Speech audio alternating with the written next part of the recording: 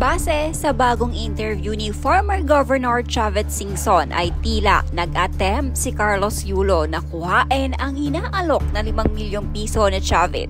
Kung ating matatandaan, nag-offer ng 5 milyong piso sa Chavez matapos itong malaman na may tampuhan ang mag-inang Carlos Yulo at Angelica Yulo. Bukod pa riyan, naawa din naman sa Chavez sama ni Carlos Yulo na makita nito ang video na kung saan gumawa ng paraan para lamang makita si Carlos noong nagbalik ito ng bansa matapos ang naging laban niya sa Paris.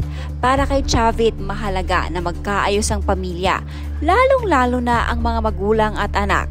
Kaya upang magkaayos umano si Angelica Yulo at Carlos ay handa na siyang magbigay ng 5 milyong piso para lang sa pagbabati ng mag-ina. Nang tanungin si Chavez kung nabigay na daw ba ang 5 milyon, ayon dito ay hindi pa. Ngunit sabi ay gusto na umanong kuhain ni Carlos at sa kanya na lamang umano ibigay, na agad namang tinanggihan umano ni Chavez dahil hindi naman daw ito ang kasunduan. Nagawa ang nanay niya, patawarin niya. She should be a role model. Sir, tinanggap na ba niya? Kinuha na ba ni Jordan Boy yung 5 million na offer mo? 5 million. Kinuha na niya? Hindi, gusto niya siya lang. Hindi.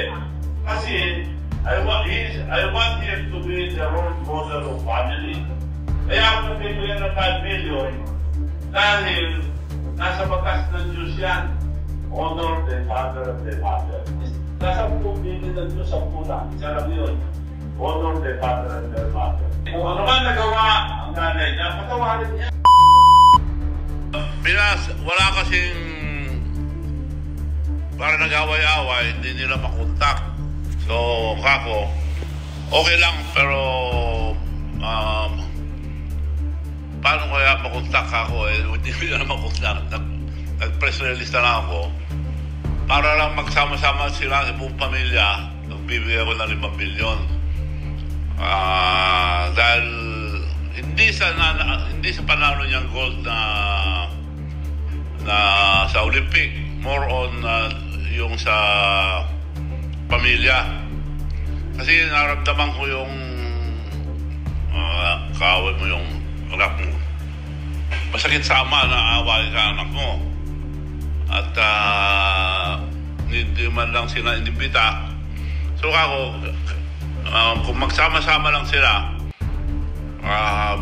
bibigay ko ng 5 milyon. Ang nilalakad na lang nila yung talagang mahirap mapagpati. May nakaraan sila kasi na masama yung nanay. Baka ang sigurado si Carlos Yulo at saka yung tatay, mga pamilya nila, yung nanay ang kinakausap pa dahil masama loob yung bata dahil may away yata na nakaraan. Oo, pwede na rin yun. Bibigay ko na rin basta makasama sa... Dahil may sinabi sa akin, hindi ko lang mabanggit dito yung personal na away nilang mag-ira.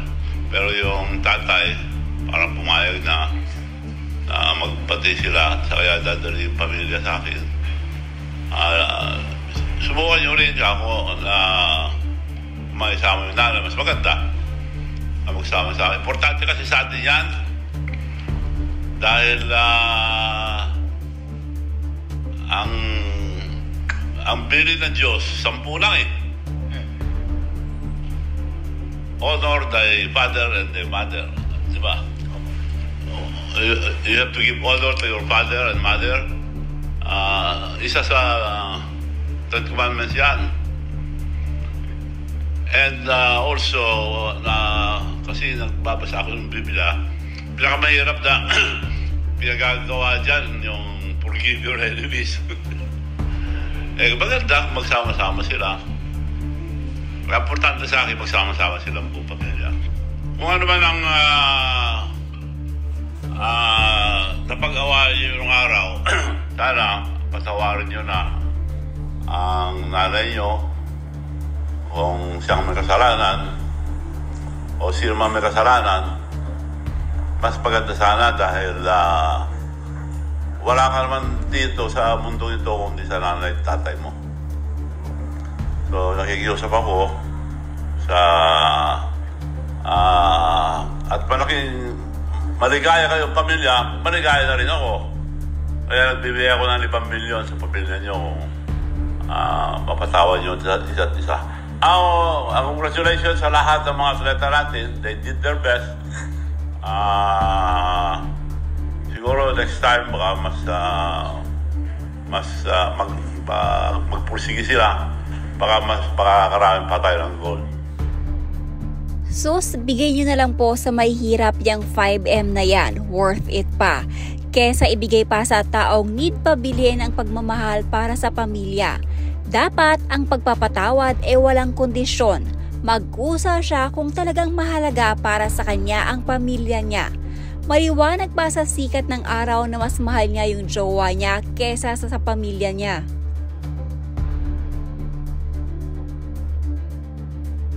Senador, ibigay mo na lang sa may hirap na mga tao, wag na dyan kay Kaloy-Koy. Masyadong papansin sa mga tao. Nagmamalaki na sa dami ng taong nagbigay advice para mahalin lang at patawarin kung ano mang nagawa, kasalanan. Pero deadma lang, ibigay mo na lang pera mo sa mga nasalanta ng bagyo. Mas maganda pa, marami kang taong natulungan. Yung bully na ina ang ayaw tumigil na magpaawa sa media na parang siya pa ang biktima. Imbis humingi ng tawad sa anak, puro pambubuli pa ginagawa. Sumama din pati yung ungas nama. Hindi po sa pilitan ang pag-aayos ng pamilya. Kusang darating yan kahit walang kondisyon at reward. Mas kaplastikan po yung tatanggapin ng reward nyo, hindi naman bukal sa loob nila ang pag-aayos. Tapos after, matatanggap, magkaaway pa rin. Wala ring halaga ang pagpapakumbaba niya kung dahil lang sa 5 million. Kaya siya makipagbate sa magulang niya. Kailangan dahil naisip pa di siya dapat magmalaki sa taong nagbigay ng pagkakataon na mabuhay siya sa mundo na alam niya na yon ang tama.